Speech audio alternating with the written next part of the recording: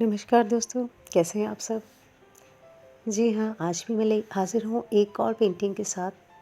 पर इंटरेस्टिंग बात यह है कि आज मैं आपको एक कहानी भी सुनाऊँगी।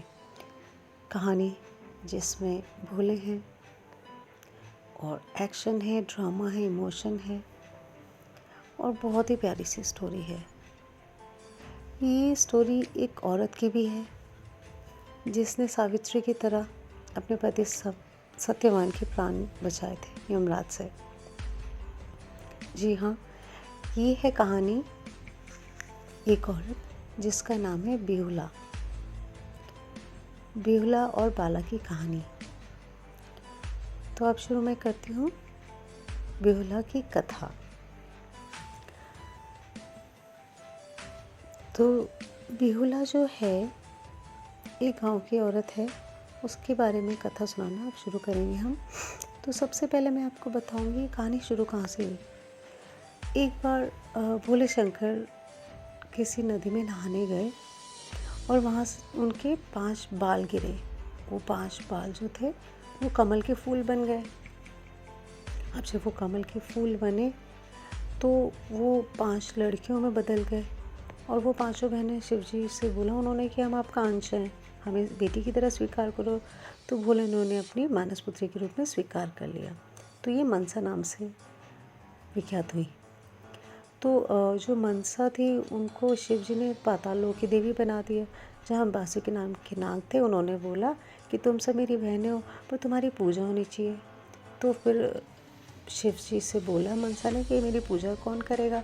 तो उसने बोला, भोले ने बोला कि चंपानगर में चंदो सौदागर है, उसके पास जाओ, वो अगर तुम्हारी पूजा करेंगे तो सारी दुनिया करेंगी। तो वो चंदो सौदागर के पास जाते हैं तो वो मना कर देता है। वो कहता है मैं शिव का भक्त हूँ, मैं सिर्फ शिव की पूजा करूँगा। तो जो बेचारी है, जो मनसा है, ये उसके 6 के 6 बेटे जो व्यापार के लिए जा रहे थे उनको नदी में डुबा देती है। पर हनुमान जी की कृपा से चांदो सौदागर बच जाते हैं। तो उसके बाद कुछ समय बाद उनका एक और बच्चा होता है। उनका होता है एक बेटा जिसका नाम वो बाला लखेंद्र रखते हैं। वहीं दूसरी ओर जो उज्जैनी में बासु सौदागर थे उनकी एक बेटी होती है जिसका नाम होता है बिहुला। तो जब बाला बड़ा होता है तो बाला की माँ बोलती है चांदो सौदागर से कि अब इसकी शादी करो। तो फिर चांदो सौदागर जो है उसके लिए लड़की देखने जाते हैं। अब वो जाते हैं उज्जैनी नगर में, बासु सौदागर के बेटी के बारे में उन्हें पता चलता है। तो कहते ठीक है मैं उसको देख के आता हूँ। वो जाते हैं तो देखते हैं कि बिहुला अपनी सहेलियों के साथ नहा रही होती है, कोई औरत पे पानी गिर जाता है। तो वो उसे श्राप देती है विधवा कि तू तेरी शादी के दिन तेरा पति मर जाए। वो कहती मैं उसे बचा लूँगी। चांदो सरकार खुश हो जाता है सौदागर, कहता है ये लड़की ठीक है मेरे पति के लिए, मेरी बेटी के लिए। तो वो उसको शादी के लिए मना लेता है, पर कहता है कि अगर बिहुला जो है लोहे की दाल गला देगी तो मैं इसकी शादी करूँगी अपने बेटे से। तो मिट्टी की हांडी में बनाती है और लोहे के चने पक जाते हैं तो फिर उसके बाद उसकी शादी कर देते हैं। अब शादी के बाद उन्हें लोहे के कमरे में रखा जाता था कि कोई सांप ना आ जाए, क्योंकि उन्हें पता था मनसा मारेगी, कोशिश करेगी 7वें बेटे को मारने के लिए भी।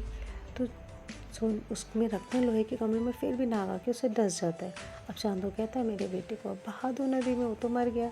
पर बिहुला कहती है नहीं, मुझे एक बड़ी सी नाव दो, मैं इनको लेके जाऊंगी और भगवान से बोलूँगी इन्हें बचाने के लिए।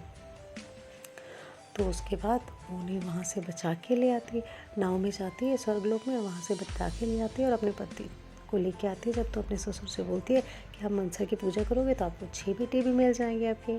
अब जो चांदो सौदागर है वो मनसा की पूजा करते हैं और उनके सारे बच्चे वापस आ जाते हैं। इस तरह से बिहार का बिहुला बिसहारी जो मनसा पूजा होती है वो वाला फेस्टिवल स्टार्ट हो गया। इसी पर्व के आधार पे है ये पेंटिंग जिसका नाम है मंजूषा।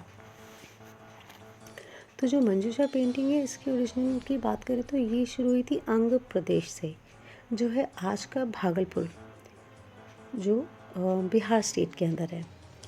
शुरुआत में तो इसे सिर्फ 2 ही फैमिलीज़ मंजूषा पेंटिंग करती थी, एक कुंभकार और मालाकार कम्युनिटी।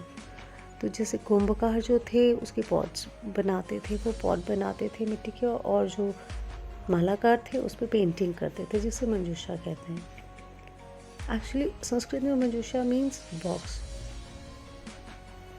तो ये जो जो बॉक्स होता है वो एक्चुअली बना होता था बैम्बू, जूट और पेपर से। तो इस बॉक्स में ना जो भक्त लोग होते हैं वो देवी देवताओं की बिलोंगिंग्स रखते हैं। वो सारी बिलोंगिंग्स जो बिसाहारी पूजा में यूज़ होते हैं। तो बिसाहारी जो फेस्टिवल है इट मीन्स इसमें सांपों की पूजा की जाती है।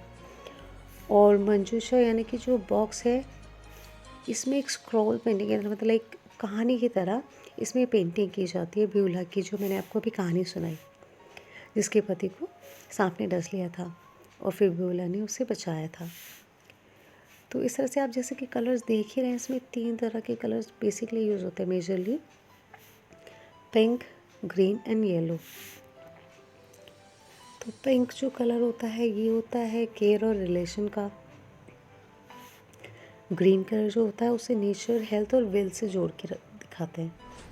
और जो येलो कलर है वो अपने आप में यूथनेस, फन और जॉय इन सब का दिखाता है इन सबको। तो इस तरह से ये मंजूषा पेंटिंग में ये सारी चीज़ें दिखाई जाती हैं।